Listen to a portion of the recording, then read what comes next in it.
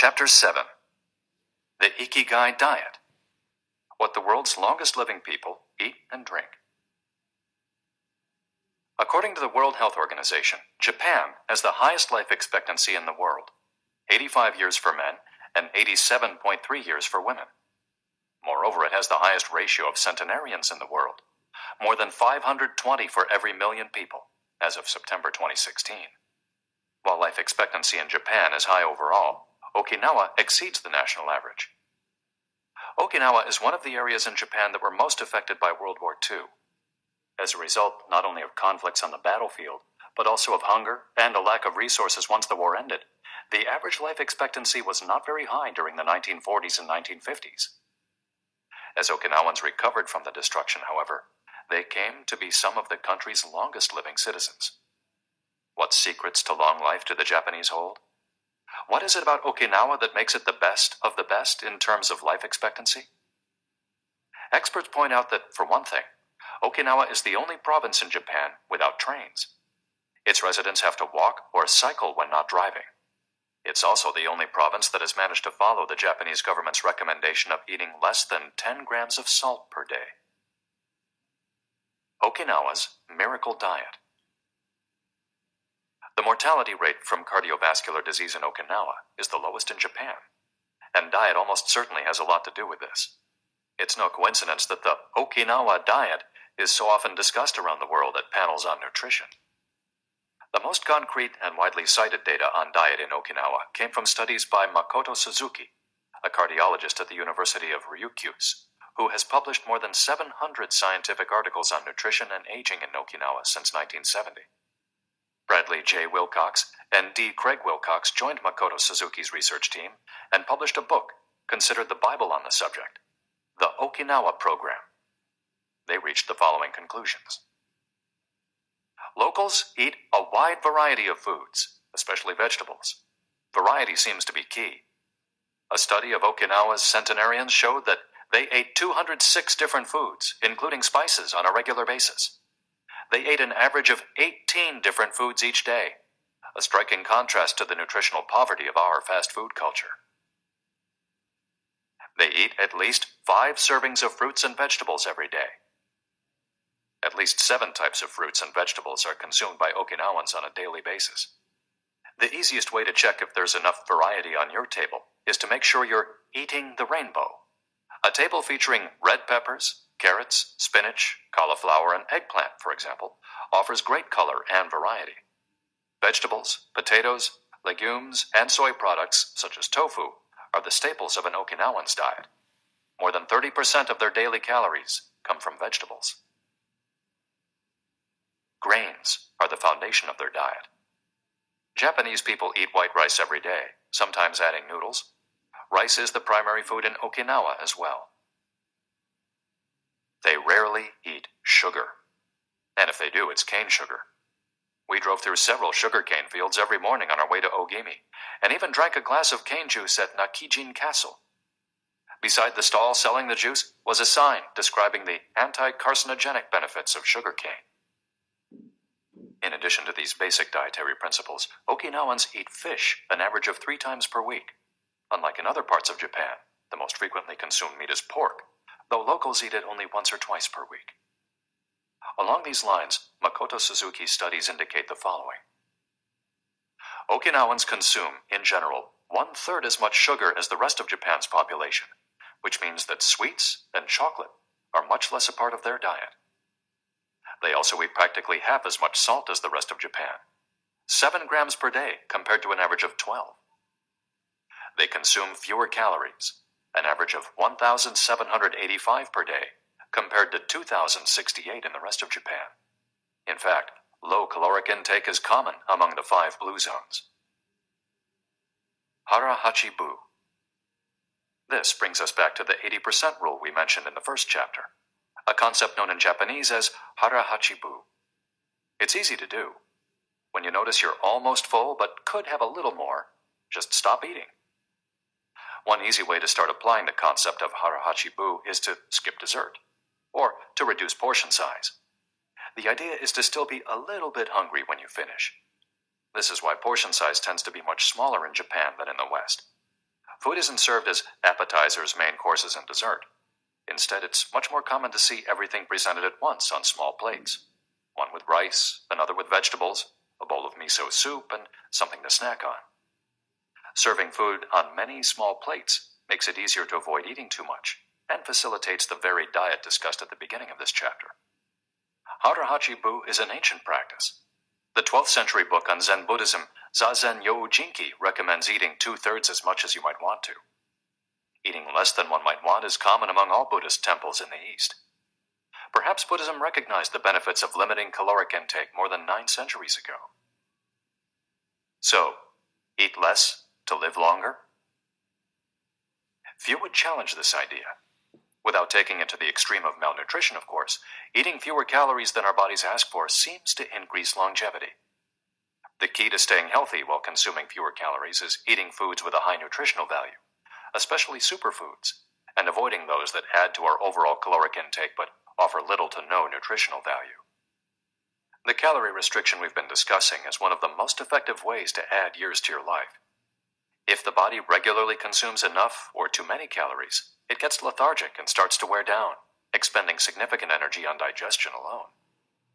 Another benefit of calorie restriction is that it reduces levels of IGF-1, insulin-like growth factor 1, in the body. IGF-1 is a protein that plays a significant role in the aging process. It seems that one of the reasons humans and animals age is an excess of this protein in their blood. Whether calorie restriction will extend lifespan in humans is not yet known, but data increasingly indicate that moderate calorie restriction with adequate nutrition has a powerful protective effect against obesity, type 2 diabetes, inflammation, hypertension, and cardiovascular disease, and reduces metabolic risk factors associated with cancer. An alternative to following the 80% rule on a daily basis is to fast for 1 or 2 days each week. The 5-2, or fasting diet, recommends 2 days of fasting, consuming fewer than 500 calories every week, and eating normally on the other 5 days. Among its many benefits, fasting helps cleanse the digestive system and allows it to rest. 15 natural antioxidants found in the Okinawan diet. Antioxidants are molecules that slow down the oxidation process in cells, neutralizing the free radicals that cause damage and accelerate aging. The antioxidant power of green tea, for example, is well known and will be discussed later at greater length.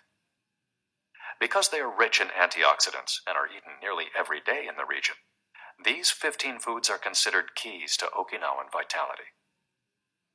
Tofu, miso, tuna, carrots, goya, a bitter melon, kombu, sea kelp, cabbage, nori, seaweed, onion, soy sprouts, hechima, a cucumber-like gourd, soybeans, boiled or raw, sweet potato, peppers, and sanpin cha, jasmine tea.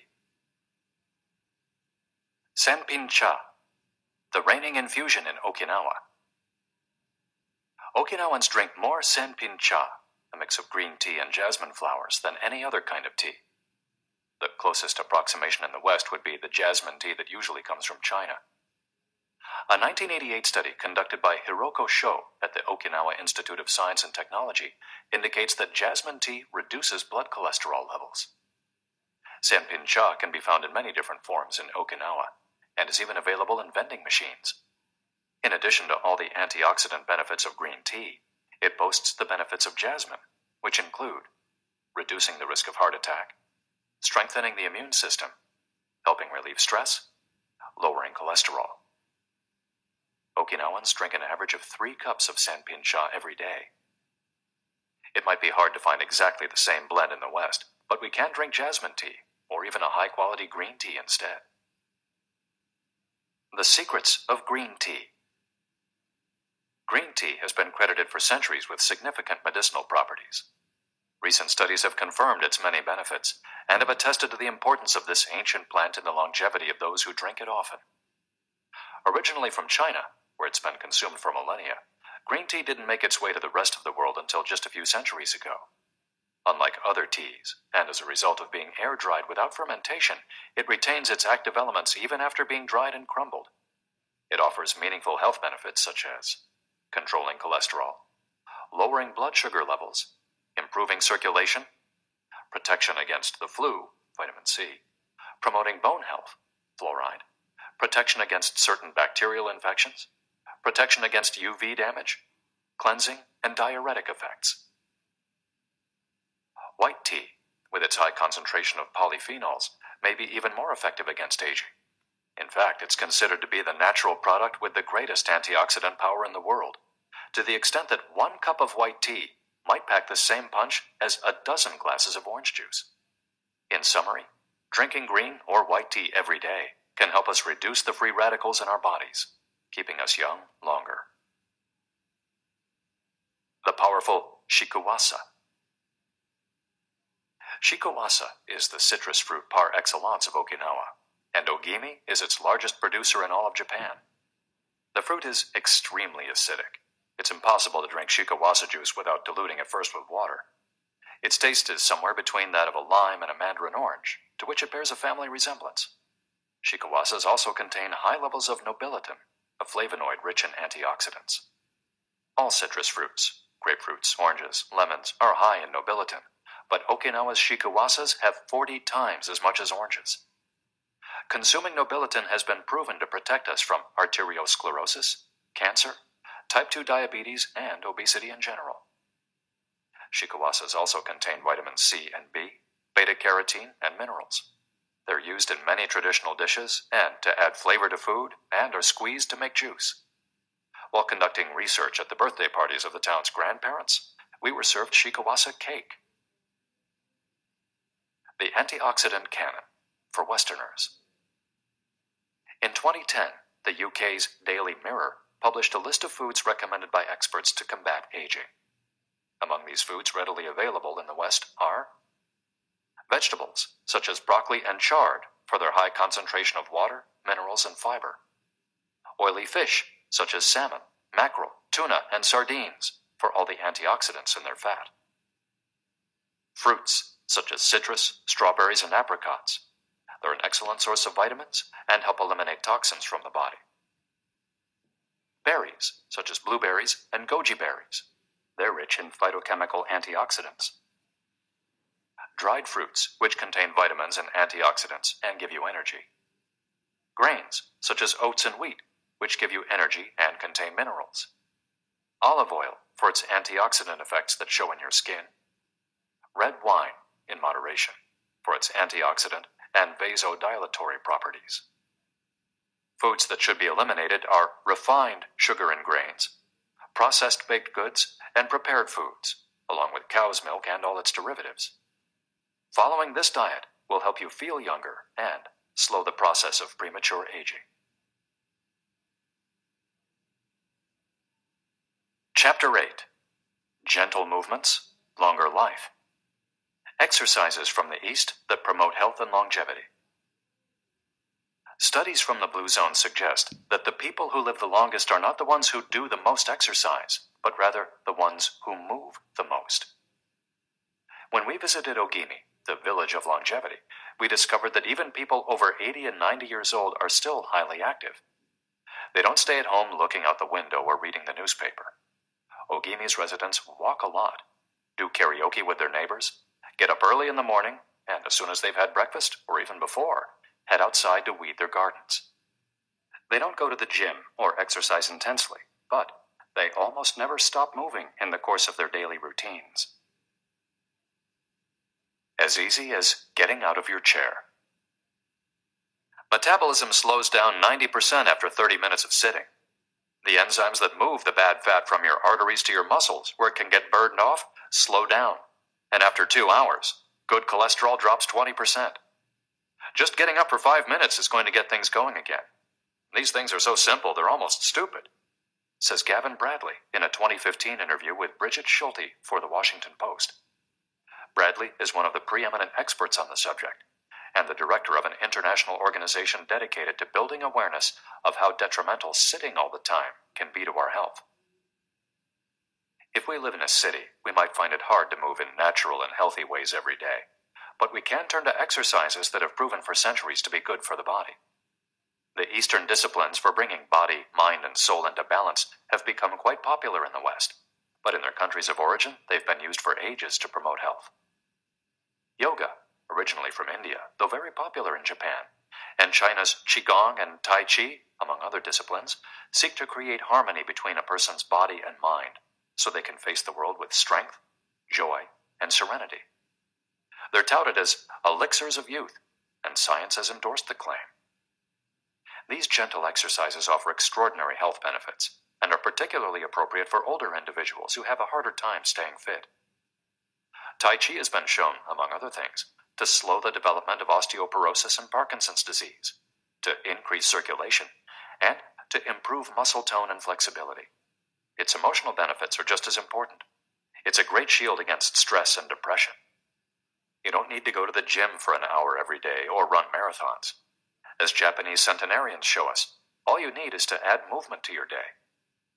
Practicing any of these Eastern disciplines on a regular basis is a great way to do so. An added benefit is that they all have well-defined steps, and as we heard in Chapter 4, disciplines with clear rules are good for flow. If you don't like any of these disciplines, feel free to choose a practice that you love and that makes you move. Following, we'll take a look at some of the practices that promote health and longevity. But first, a little appetizer. A singularly Japanese exercise for starting your day. Radio Taiso.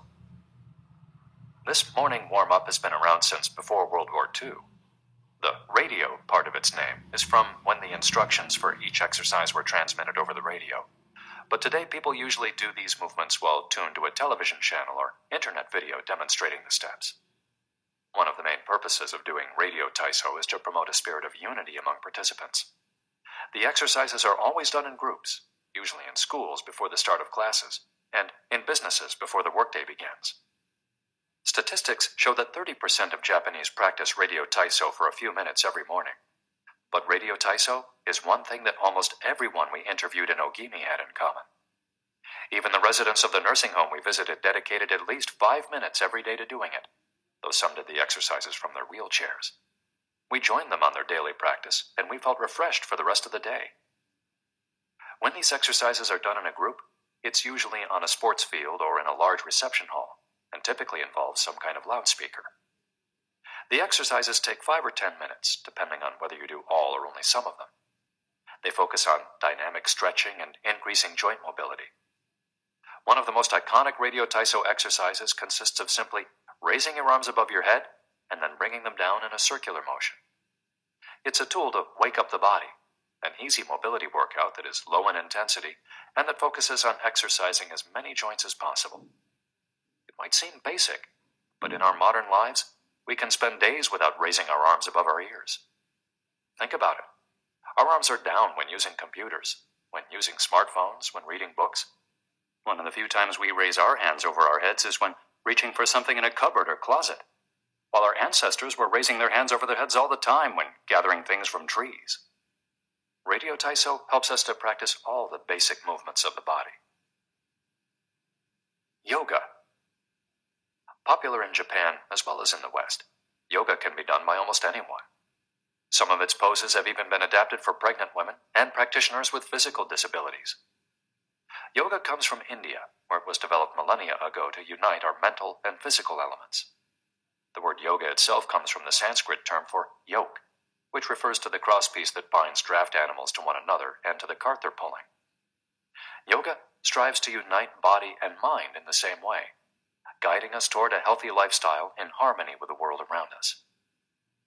The main objectives of yoga are to bring us closer to our human nature, mental and physical purification, to bring us closer to the divine. Styles of yoga.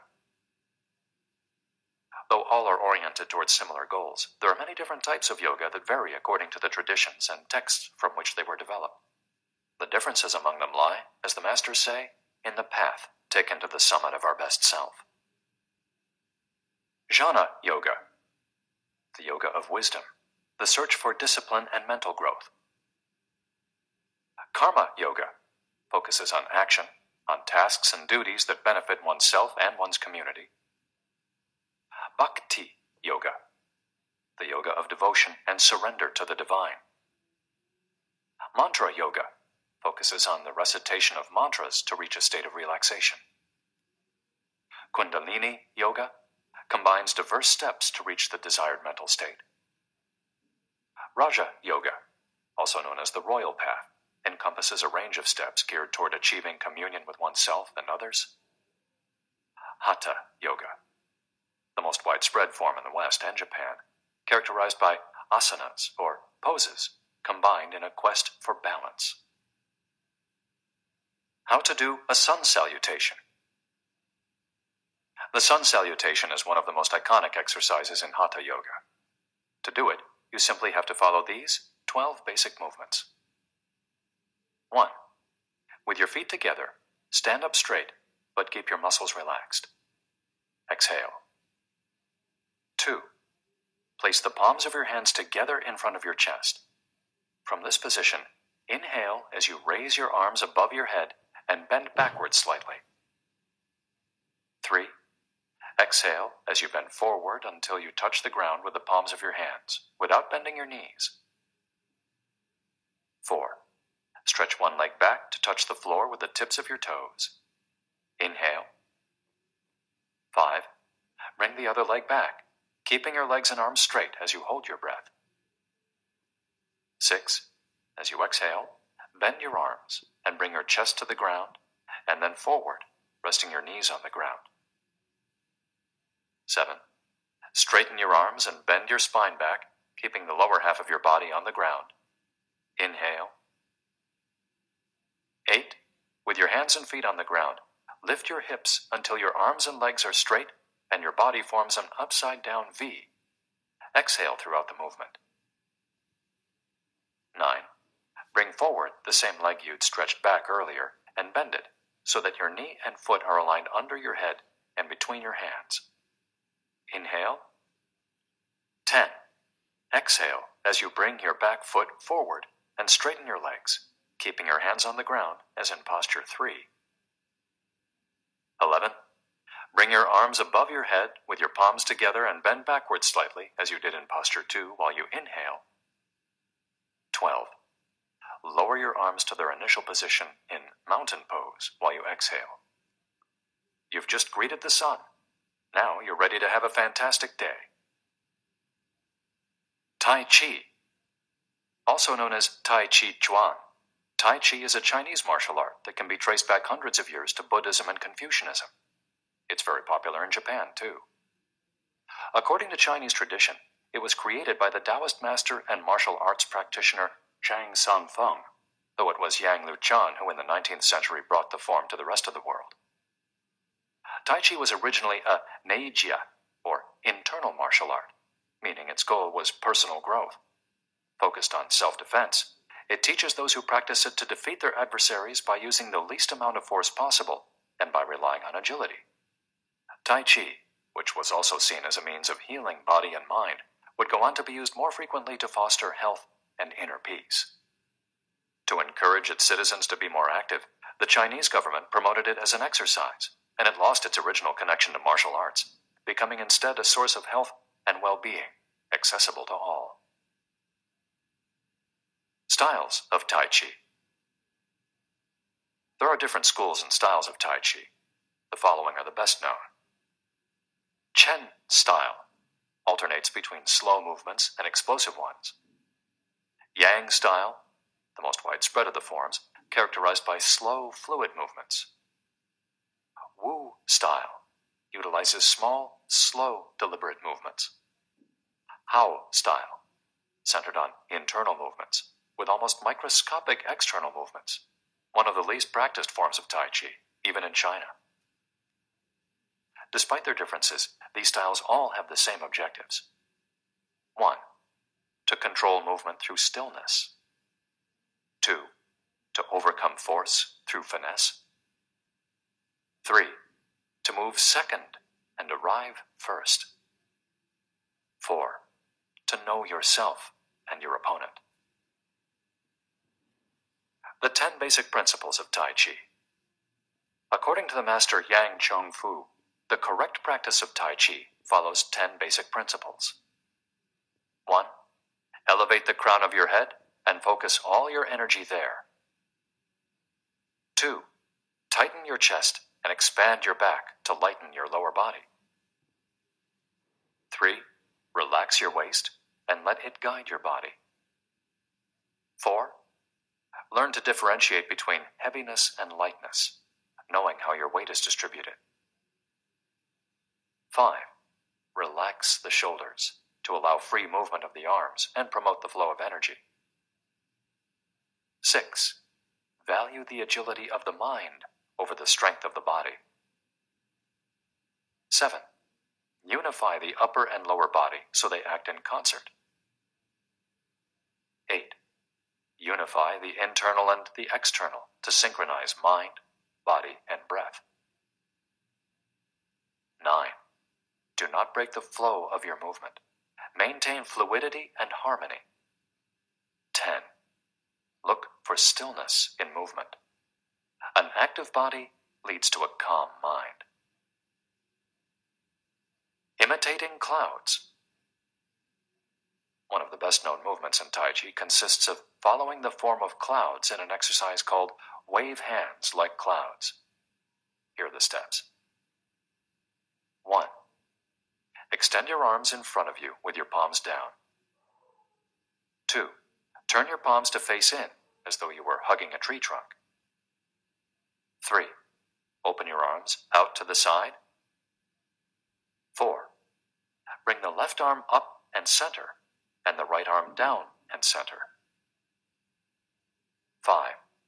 Trace the shape of a ball in front of your body. 6. Turn your left palm toward your face. 7.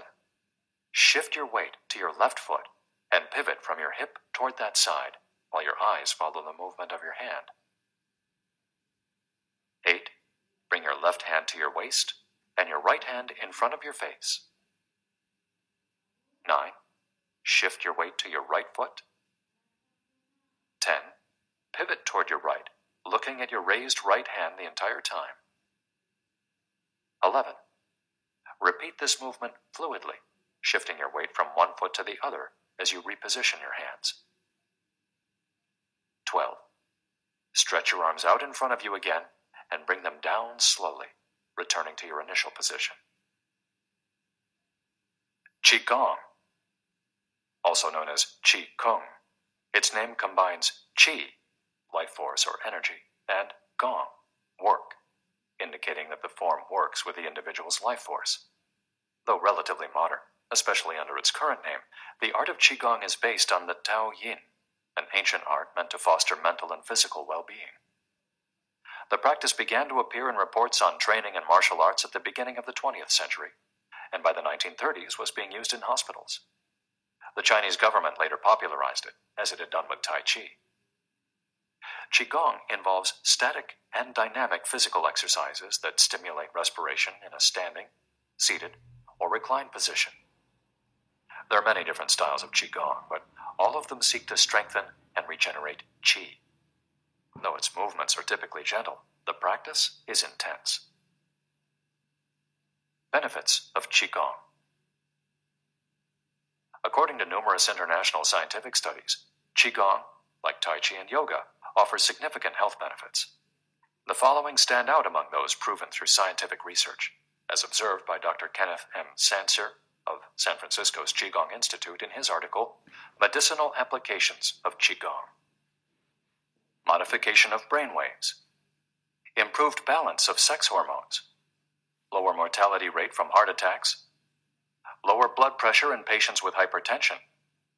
Greater bone density. Better circulation. Deceleration of symptoms associated with senility. Greater balance and efficiency of bodily functions. Increased blood flow to the brain and greater mind-body connection. Improved cardiac function. Reduction in the secondary effects of cancer treatments. Practicing these arts not only keeps us in shape, it also helps extend our lives. Methods for practicing Qigong. In order to practice Qigong correctly, we should remember that our life energy flows through our whole body. We should know how to regulate its many parts. 1. Tiao Shen. Regulating the body by adopting the correct posture. It's important to be firmly rooted to the ground. 2. Tiao Shi. Regulating the breath until it is calm, steady, and peaceful. 3. Jiao Xin. Regulating the mind, the most complicated part, as it implies emptying the mind of thoughts. Jiao Qi. Regulating the life force through the regulation of the 3 prior elements so that it flows naturally.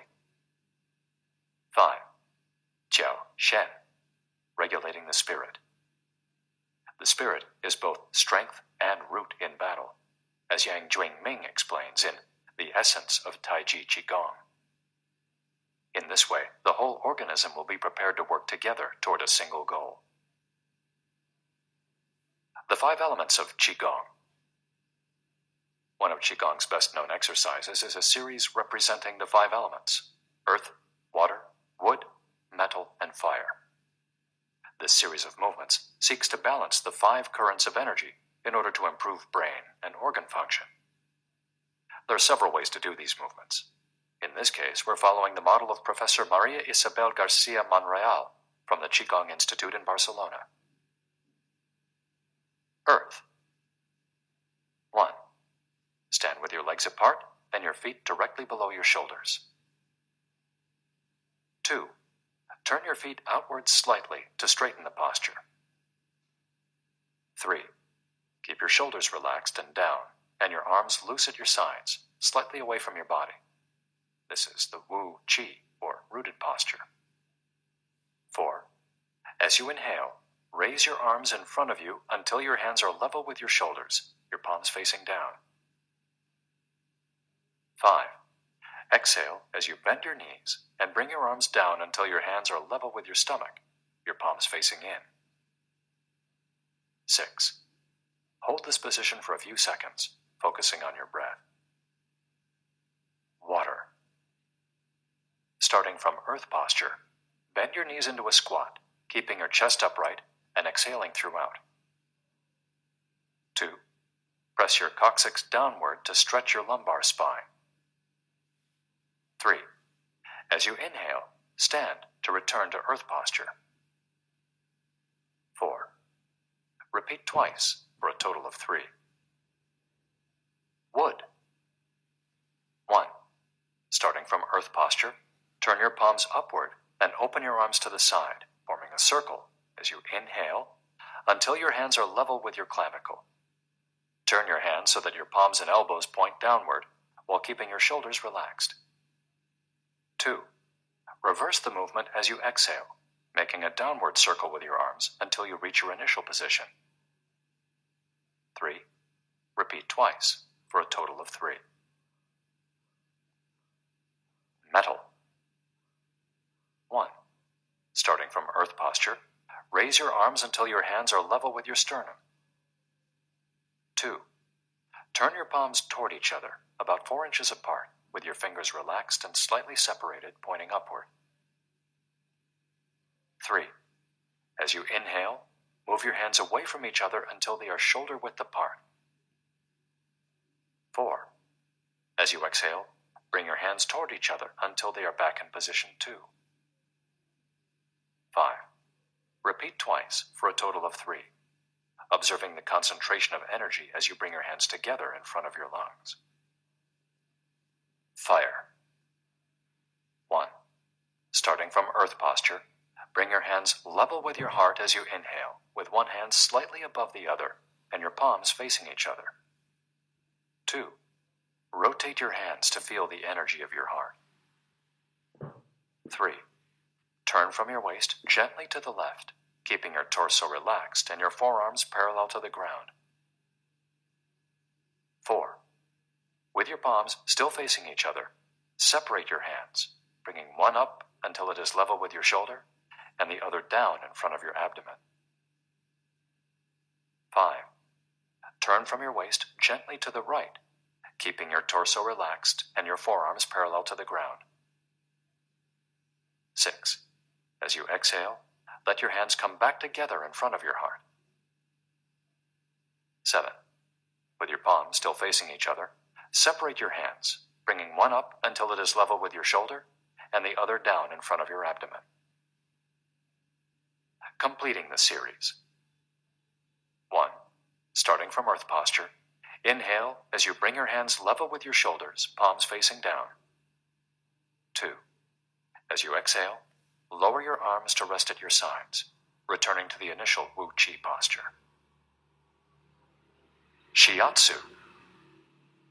Created in Japan in the early 20th century, principally for the treatment of arthritis, Shiatsu also works on energy flow through the application of pressure with the thumbs and the palms of the hands.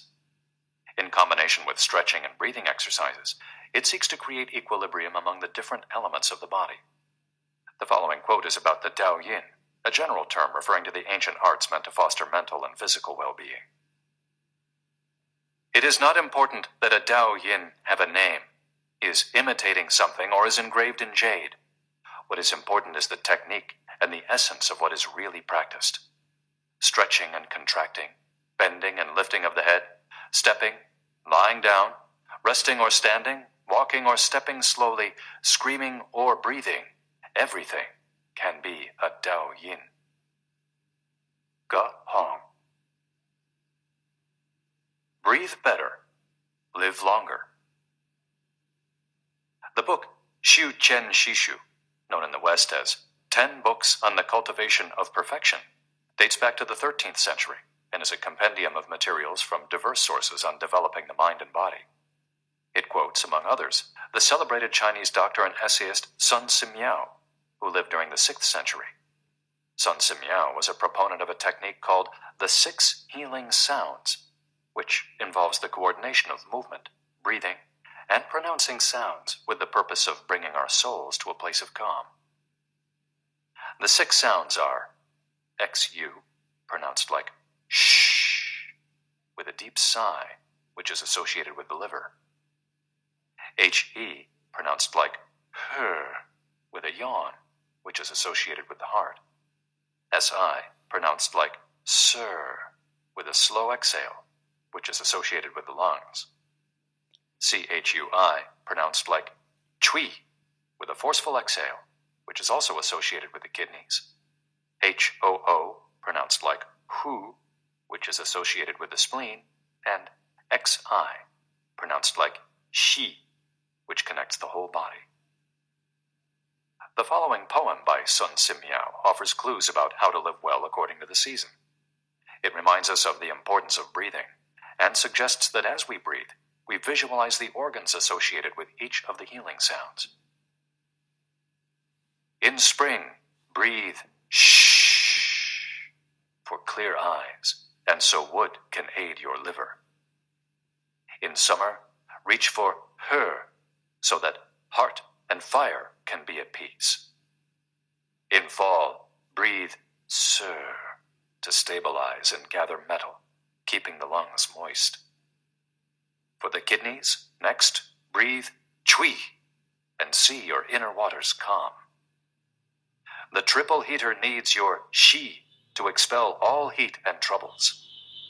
In all 4 seasons, take deep breaths so your spleen can process food. And of course, avoid exhaling noisily. Don't let even your own ears hear you. The practice is most excellent and will help preserve your divine elixir. It might feel confusing to be presented with all the Eastern traditions we've introduced in this chapter.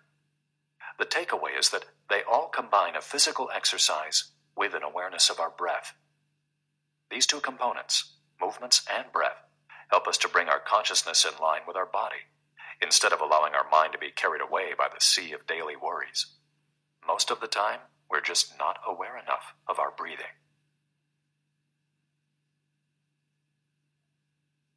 Chapter 9. Resilience and Wabi-Sabi. How to face life's challenges without letting stress and worry age you. What is resilience? One thing that everyone with a clearly defined ikigai has in common is that they pursue their passion no matter what. They never give up, even when the cards seem stacked against them or they face one hurdle after another. We're talking about resilience. a concept that's become influential among psychologists. But resilience isn't just the ability to persevere. As we'll hear in this chapter, it's also an outlook we can cultivate to stay focused on the important things in life, rather than what is most urgent, and keep ourselves from being carried away by negative emotions. In the final section of the chapter, we'll explore techniques that go beyond resilience to cultivate anti-fragility. Sooner or later, we all have to face difficult moments, and the way we do this can make a huge difference to our quality of life. Proper training for our mind, body, and emotional resilience is essential for confronting life's ups and downs.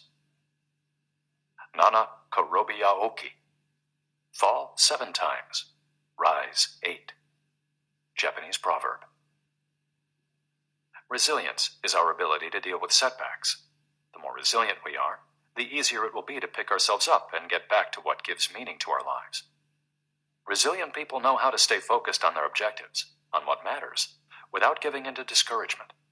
Their flexibility is the source of their strength. They know how to adapt to change and to reversals of fortune. They concentrate on the things they can control and don't worry about those they can't. In the words of the famous Serenity Prayer by Reinhold Niebuhr, God, give us grace to accept with serenity the things that cannot be changed, courage to change the things which should be changed, and the wisdom to distinguish the one from the other. Emotional resilience through Buddhism and Stoicism. Siddhartha Gautama, Buddha, was born a prince of Kapilavastu, Nepal, and grew up in a palace surrounded by riches.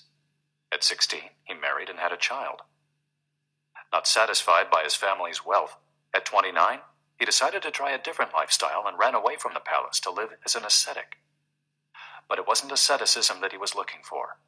It didn't offer the happiness and well-being he sought. Neither wealth nor extreme asceticism worked for him.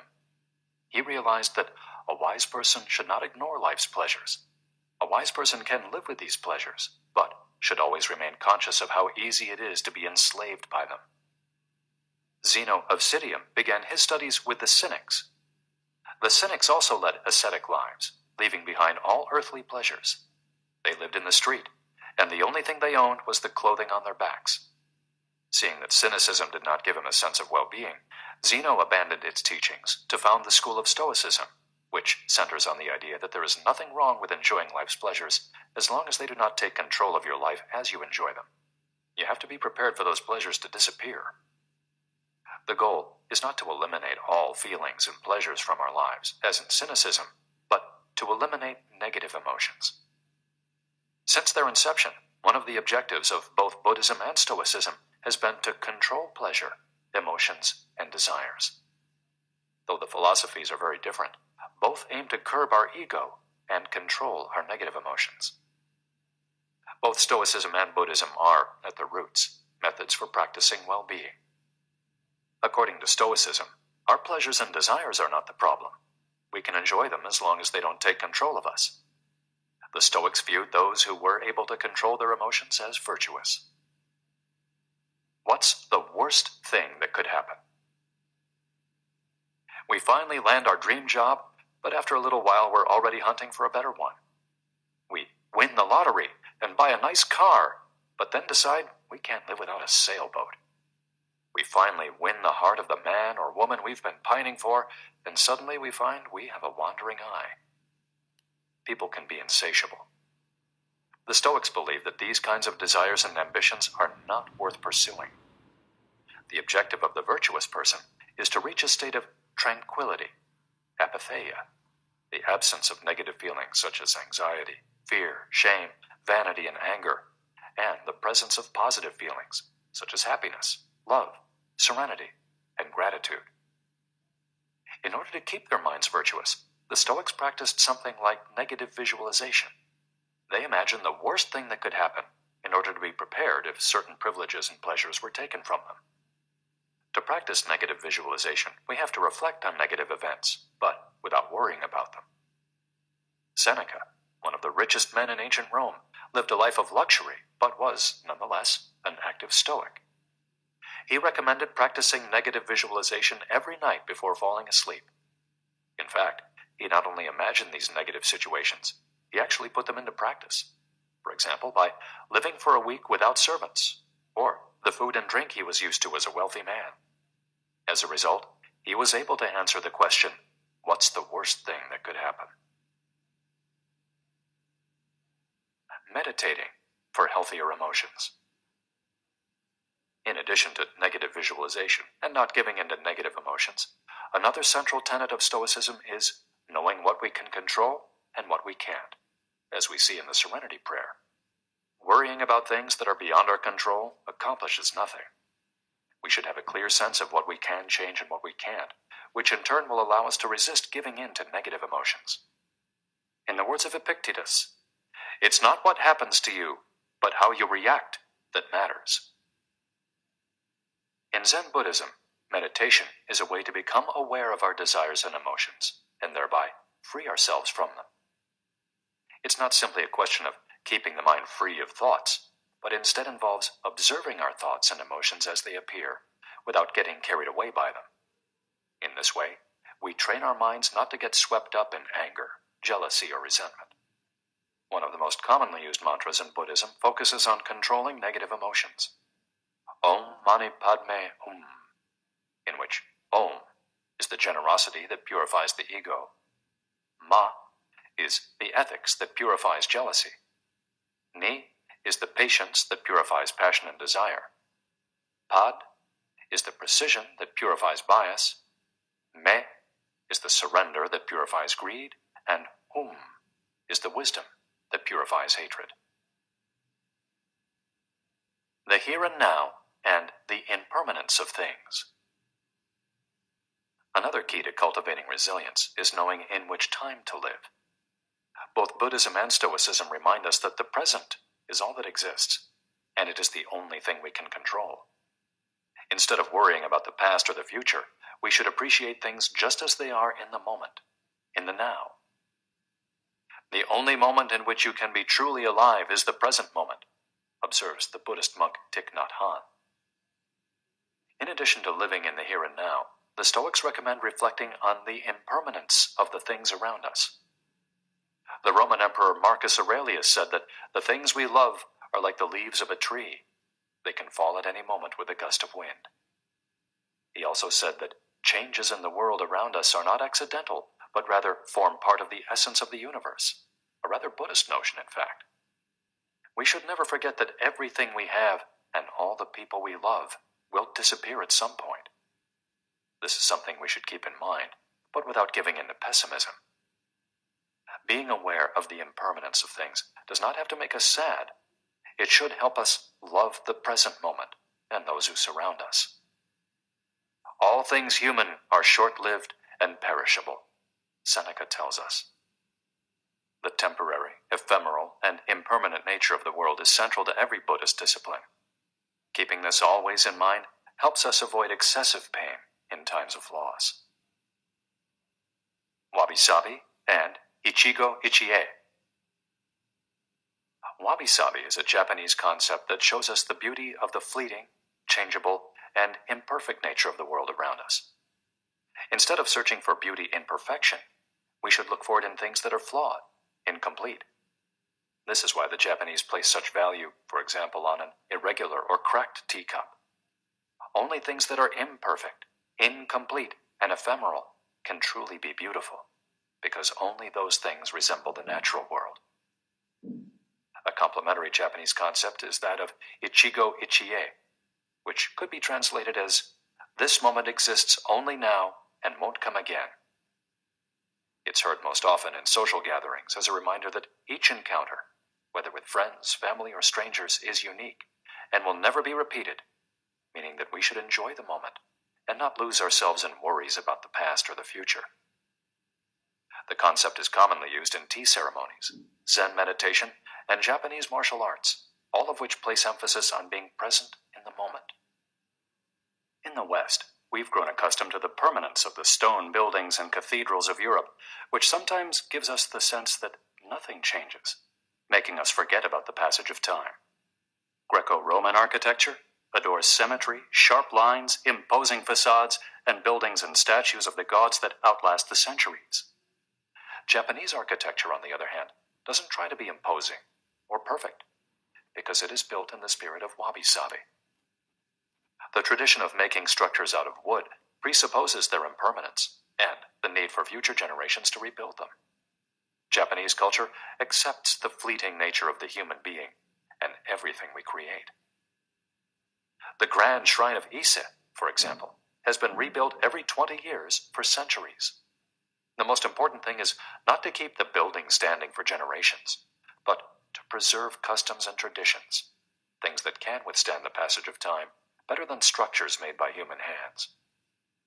The key is to accept that there are certain things over which we have no control, like the passage of time and the ephemeral nature of the world around us.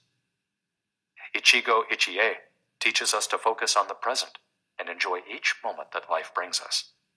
This is why it's so important to find and pursue our ikigai. Wabi-sabi teaches us to appreciate the beauty of imperfection as an opportunity for growth. Beyond resilience, anti-fragility. As the legend goes, the first time Hercules faced the Hydra, he despaired when he discovered that cutting off one of its heads meant that two would grow back in its place. He would never be able to kill the beast if it got stronger with every wound. As Nassim Nicholas Taleb explains in Anti-Fragile, Things That Gain from Disorder, we use the word fragile to describe people, things, and organizations that are weakened when harmed, and the words robust and resilient for things that are able to withstand harm without weakening. But we don't have a word for things that get stronger when harmed, up to a point. To refer to the kind of power possessed by the Hydra of Lerna, to talk about things that get stronger when they are harmed, Taleb proposed the term anti-fragile. Anti-fragility is beyond resilience or robustness. The resilient resists shocks and stays the same. The anti-fragile gets better. Catastrophes and exceptional circumstances offer good models for explaining anti-fragility. In 2011, a tsunami hit the Tohoku region of Japan, doing tremendous damage to dozens of cities and towns along the coast, most famously Fukushima. When we visited the affected coast 2 years after the catastrophe, having driven for hours along cracked highways and passed one empty gas station after another, we passed through several ghost towns whose streets had been taken over by the remnants of houses, piles of cars, and empty train stations. These towns were fragile spaces that had been forgotten by the government and could not recover on their own. Other places, such as Ishinomaki and Kisenuma, suffered extensive damage but were rebuilt within a few years, thanks to the efforts of many. Ishinomaki and Kisenuma showed how resilient they were in their ability to return to normal after the catastrophe. The earthquake that caused the tsunami also affected the Fukushima nuclear power plant. The Tokyo Electric Power Company engineers working at the plant were not prepared to recover from that kind of damage. The Fukushima nuclear facility is still in a state of emergency and will be for decades to come. It demonstrated its fragility in the face of an unprecedented catastrophe. The Japanese financial markets closed minutes after the earthquake. Which businesses did the best in the aftermath? Stock in big construction companies has been steadily on the rise since 2011. The need to rebuild the entire coast of Tohoku is a boon for construction. In this case, Japanese construction companies are anti-fragile, since they benefited enormously from the catastrophe. Now let's take a look at how we can apply this concept to our daily lives. How can we be more anti-fragile? Step 1. Create redundancies. Instead of having a single salary, try to find a way to make money from your hobbies, at other jobs, or by starting your own business. If you have only one salary, you might be left with nothing should your employer run into trouble, leaving you in a position of fragility. On the other hand, if you have several options and you lose your primary job, it might just happen that you end up dedicating more time to your secondary job, and maybe even make more money at it. You would have beaten that stroke of bad luck, and would be, in that case, anti-fragile. 100% of the seniors we interviewed in Ogimi had a primary and secondary occupation. Most of them kept a vegetable garden as a secondary job and sold their produce at the local market. The same idea goes for friendships and personal interests. It's just a matter, as the saying goes, of not putting all your eggs in one basket. In the sphere of romantic relationships, there are those who focus all their energy on their partner and make him or her their whole world. Those people lose everything if the relationship doesn't work out. Whereas, if they've cultivated strong friendships and a full life along the way, they'll be in a better position to move on at the end of a relationship. They'll be anti-fragile. Right now, you might be thinking, I don't need more than one salary, and I'm happy with the friends I've always had. Why should I add anything new? It might seem like a waste of time to add variation to our lives because extraordinary things don't ordinarily happen. We slip into a comfort zone. But the unexpected always happens, sooner or later. Step 2. Bet conservatively in certain areas and take many small risks in others. The world of finance turns out to be very useful in explaining this concept. If you have $10,000 saved up, you might put $9,000 of that into an index fund or fixed-term deposit and invest the remaining $1,000 in 10 startups with huge growth potential, say $100 in each. One possible scenario is that 3 of the companies fail. You lose $300. The value of 3 other companies goes down. You lose another $100 or $200. The value of 3 goes up. You make $100 or $200. And the value of one of the startups increases 20-fold. You make nearly $2,000, or maybe even more. You still make money, even if 3 of the businesses go completely belly up. You've benefited from the damage, just like the Hydra. The key to becoming anti-fragile is taking on small risks that might lead to great reward without exposing ourselves to dangers that might sink us, such as investing $10,000 in a fund of questionable reputation that we saw advertised in the newspaper.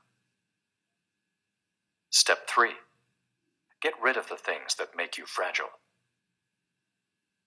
We're taking the negative route for this exercise. Ask yourself, what makes me fragile?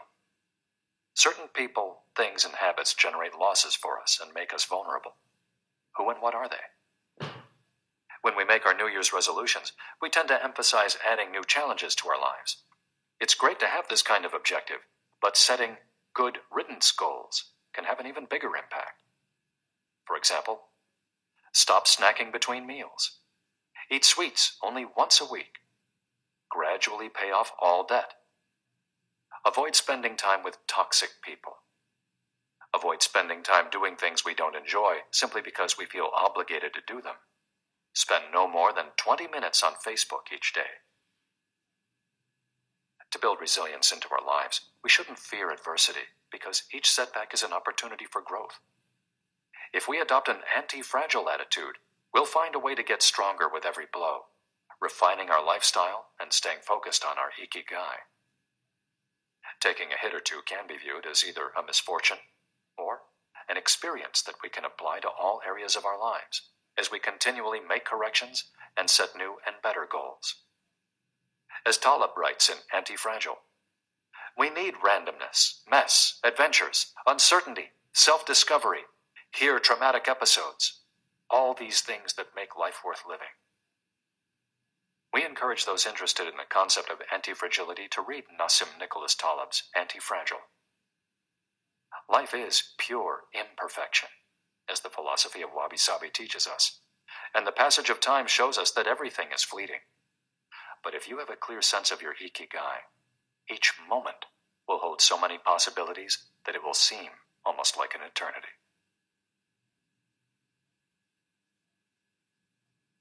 Epilogue. Ikigai, the art of living. Mitsuo Aida was one of the most important calligraphers and haikuists of the 20th century.